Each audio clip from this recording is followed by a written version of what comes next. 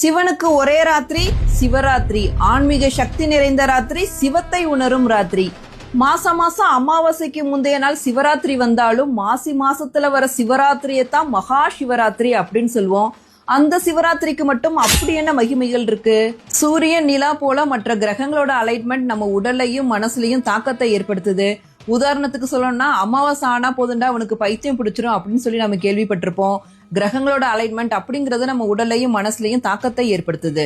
மகா சிவராத்திரி அன்னைக்கு பூமி சரியான கோணத்துல சாய்ந்து பூமியின் வடக்கு அரைக்கோளத்தில் வாழும் மக்களின் உயிர் சக்தியை மேல் நோக்கி எழும்ப செய்கிறது.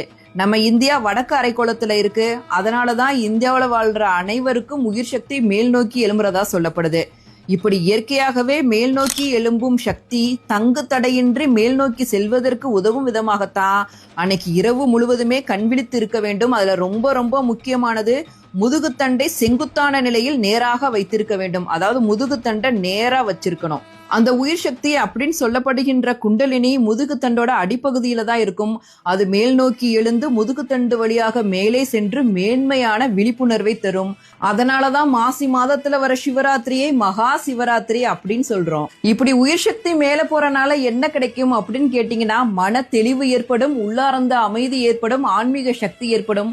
ஆன்மீகத்துல இருக்கவங்களுக்கு மட்டும் மகா சிவராத்திரி முக்கியமானது கிடையாது.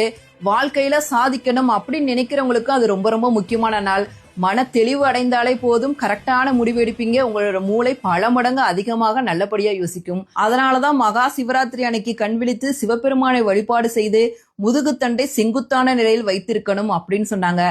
இந்த பிரபஞ்ச சக்தியே சிவபெருமான் தான். சிவபெருமான் தான் இந்த பிரபஞ்சமே. இந்த வருஷம் மகா சிவராத்திரி வர பிப்ரவரி 15 ஞாயிற்றுக்கிழமை வர இருக்கு.